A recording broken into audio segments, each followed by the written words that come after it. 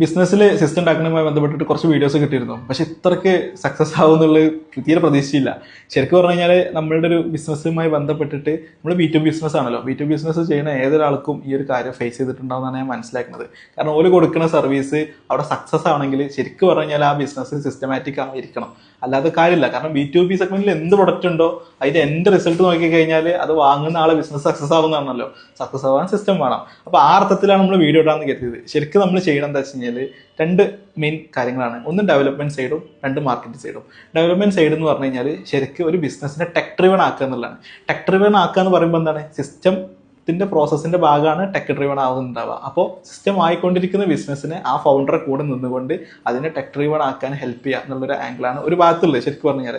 Second ഭാഗം എന്ന് പറഞ്ഞു കഴിഞ്ഞാൽ മാർക്കറ്റിംഗ് ആണ്. മാർക്കറ്റിംഗിൽ തന്നെ നമ്മൾ സ്പെഷ്യലൈസ് ചെയ്യുന്നത് ശരിക്കും എന്താ വെച്ച് കഴിഞ്ഞാൽ ഒരു എൻക്വയറി വന്ന് പിന്നെ എന്താ പറയുക അതിനെ ഫോളോ അപ്പ് ചെയ്ത് സെയിൽ ആക്കുന്ന കൈൻഡ് ഓഫ് ബിസിനസ്സുകൾ ഉണ്ടാവല്ലോ.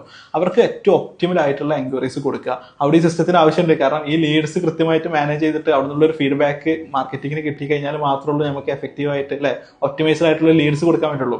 അപ്പൊ അതിനുള്ള സപ്പോർട്ടും കൂടെ നമ്മൾ ചെയ്തു കൊടുക്കുക എന്നുള്ളതാണ്. ഇവിടെയൊക്കെ നമ്മൾ മനസ്സിലാക്കി വെക്കാന്ന് വെച്ച് കഴിഞ്ഞാൽ കുറെ സോഫ്റ്റ്വെയറോ കാര്യങ്ങളൊന്നും ഇല്ല. ഗൂഗിൾ ഷീറ്റ് വെച്ചിട്ട് നമുക്ക് അപ്പോൾ തോന്നുന്ന യുണീക്ക് ആയിട്ടുള്ള കാര്യങ്ങൾ ഇങ്ങനെ ഇംപ്ലിമെന്റ് ചെയ്ത് ശ്രമിക്കുക എന്നുള്ളതാണ്. അപ്പോൾ ഫൗണ്ടർ അതിന്റെ പുറകെ നിൽക്കണം. ബാക്കി അസിസ്റ്റൻസ് പല സ്ഥലത്തുനിന്നും കളക്ട് ചെയ്യുന്നുണ്ടാവും. ഫൗണ്ടറാണ് ഇതിന്റെ ഡ്രൈവർ എന്നുള്ളതാണ് എൻ്റെ ബോധ്യം. ഇതിലേക്ക് വേറെ അഭിപ്രായങ്ങൾ ഉണ്ടാവാം, അവർക്ക് കമന്റിൽ അയക്കാം.